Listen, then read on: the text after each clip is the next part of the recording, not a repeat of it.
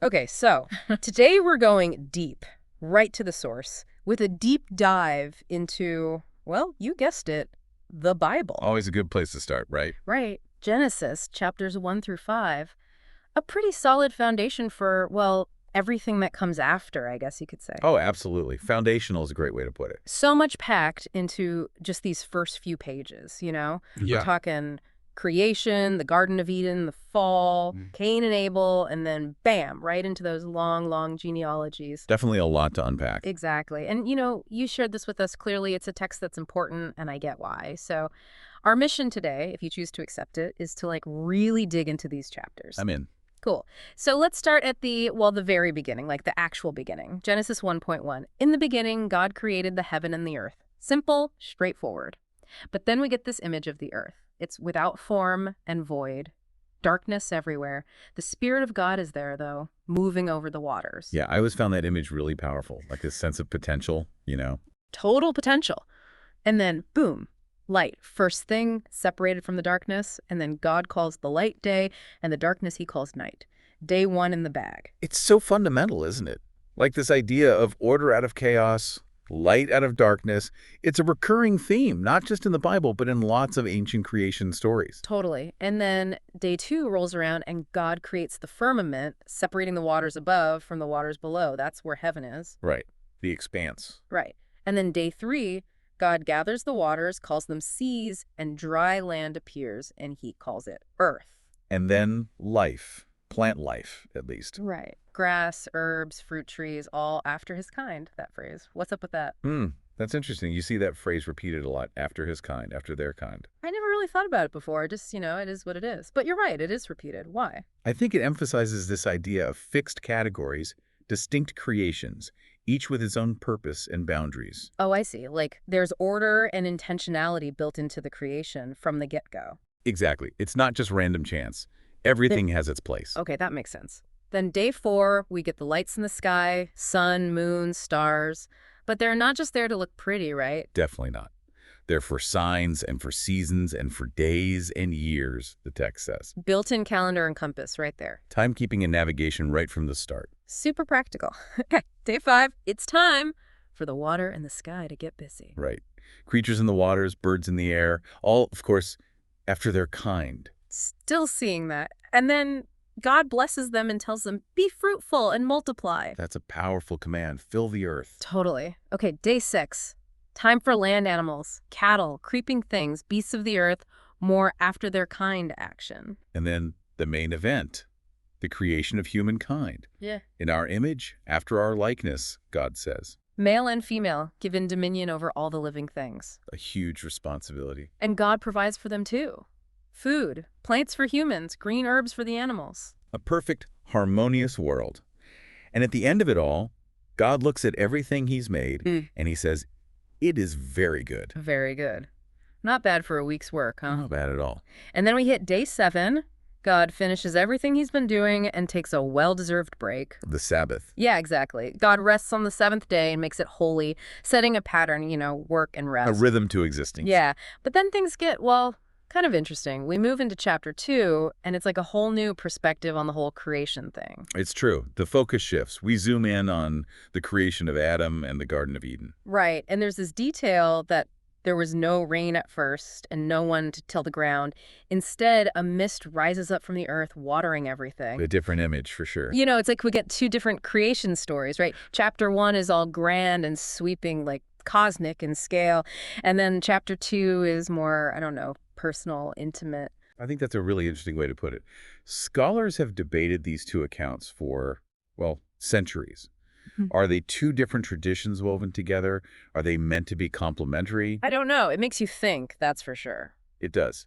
But regardless of how you interpret it, chapter 2 definitely zooms in on the specifics of human existence. Yeah, like the nitty-gritty. Exactly. So we get the creation of Adam. God forms him from the dust of the ground, breathes life into his nostrils, and he becomes, well, us. A living soul, the text says. It's a very different image than just speaking things into existence, like in chapter 1. It's so hands-on. Very tactile. It highlights this connection between humanity and the earth. Yeah.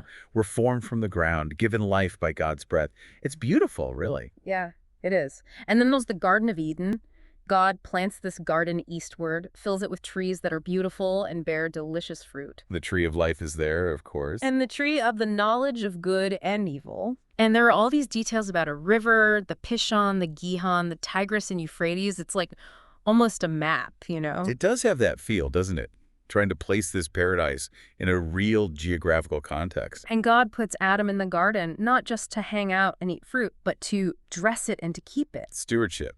Responsibility right from the start. It's not just a free-for-all. And then, well, we all know what comes next. The rule. The one rule. Of every tree of the garden thou mayest freely eat, but of the tree of the knowledge of good and evil thou shalt not eat of it. For in the day that thou eatest thereof thou shalt surely die. Pretty clear, right? Very clear, the first boundary. The ultimate test. But before all that goes down, God decides it is not good that the man should be alone. Companionship. Right. So God creates all the animals and brings them to Adam to see what he'll call them.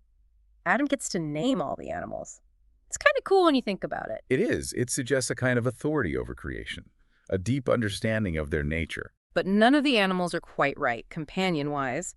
So God puts Adam into a deep sleep, takes one of his ribs, and creates woman. From his side, not his head or his foot, a being of equal standing.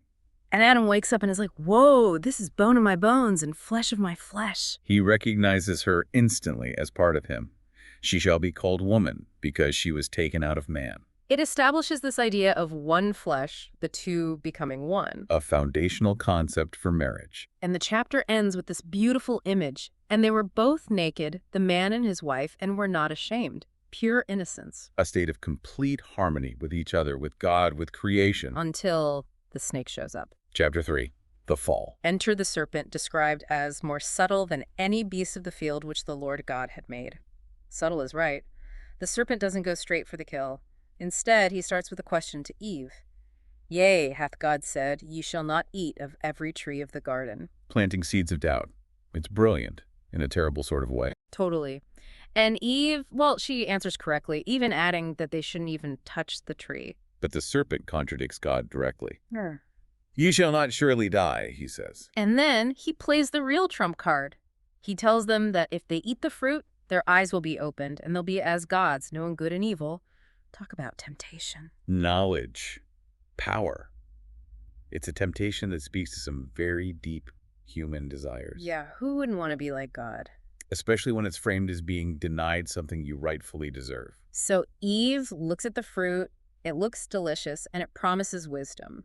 She takes a bite, and then she gives some to Adam, and he eats it too. And just like that, everything changes. Their eyes are open, and they realize they're naked, and suddenly they're ashamed. Innocence lost. It's a powerful, visceral image. They try to cover themselves with fig leaves, and then they hear God walking in the garden, and they hide. The first time, they hide from God. And God calls out, "Where art thou?" A simple question, but it speaks volumes. It's an invitation to confess, to own up to what they've done. But Adam blames Eve. "The woman whom thou gavest to be with me, she gave me of the tree, and I did eat," he says. Passing the buck. And then Eve blames the serpent. "The serpent beguiled me, and I did eat." A classic case of shifting responsibility. We still do it today, don't we? All the time. Okay, so the jig is up. Time for consequences. The curses. The serpent is cursed to crawl on his belly, eat dust, and there's this whole prophecy about enmity between the serpent and the woman, their offspring, bruising each other's heads and heels. A prophecy of conflict, but also some see it as a hint of eventual victory over evil. It's complex, that's for sure.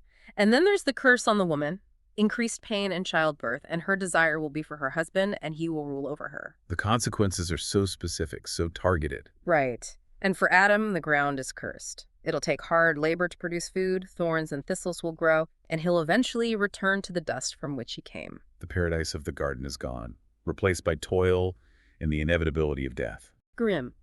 But then Adam does something kind of hopeful. He names his wife Eve, which means mother of all living. It's a small act of defiance, maybe. Life will go on, despite the curse. And God, well, he shows compassion. He makes garments of skin for Adam and Eve to cover their nakedness. A covering for their shame. But ultimately, they can't stay in the garden. God expels them, saying, "Lest he put forth his hand and take also of the tree of life and eat and live forever." It's both a punishment and a protection. in a way. Yeah, I get that. They're sent out to till the ground, and cherubim and a flaming sword are placed to guard the way back to the tree of life. It's over. Paradise lost. And then we move on to Cain and Abel, the first children born after the fall. A new generation, but carrying the weight of their parents' sin. Cain becomes a farmer, working the now cursed ground, and Abel is a shepherd. Two different ways of life, right from the start. And then comes the part with the offerings. Cain brings some of the fruit of the ground, and Abel brings the firstborn of his flock and their fat portions. And God accepts Abel's offering, but he rejects Cain's. We're not told why explicitly. Right, which is interesting, right? It sparked so many different interpretations over the centuries. Was it the quality of the offering? The attitude of the offerer?